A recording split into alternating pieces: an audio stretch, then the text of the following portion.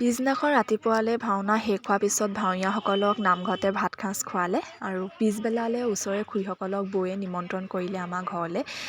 যিহেতু খুৰীসকলো অলপ কামত লাগি ভাগি দিছিলে, সেইকাৰণে বৌয়ে ঘৰতে ভাত সাঁজ খোৱালে। এতিয়া বৰমাগৰাকীয়ে হাঁহৰ মাংস বনাই আছে।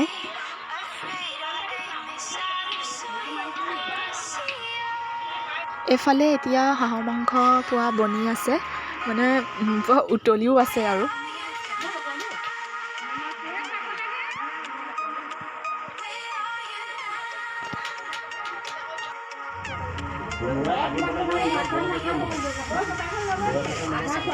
আৰু এতিয়া এইফালে ব্ৰইলাৰ মাংসটো ফ্ৰাই কৰি আছে।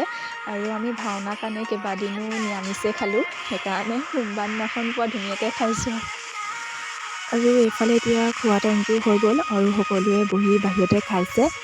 টাইমটো অলপ হ'ল আৰু 4:10-15 মানেই হ'লগৈ। এইফালে এতিয়া মই অকল ব্ৰইলাৰ ফ্ৰাই লৈ লৈছোঁ আৰু ব্ৰইলাৰ ফ্ৰাই লগতে ভাতটো খাম। এতিয়া মই খাই লওঁ, বেছি পেট পেটাই নাথাকোঁ। আৰু এতিয়া আমি সকলোৱে খাই বৈ আজৰি হৈ বহি আছোঁ আৰু ভাবিছোঁ ভিডিঅ'টো ইমানতে মই শেষ কৰি দিওঁ, কাৰণ এইকেইদিন আমাৰ বৰসবাহ ভাওনা বুলি কৰোঁতে ভালকৈ টোপনিও যাব পৰা নাই, একেৰাহে 3 দিন। সেইকাৰণে এতিয়া বহুত ভাগৰো লাগি আছে। ভাবিছোঁ ভিডিঅ'টো ইমানতে শেষ কৰি দিওঁ। ভিডিঅ'টো আপোনালোকে শেষলৈকে চাব।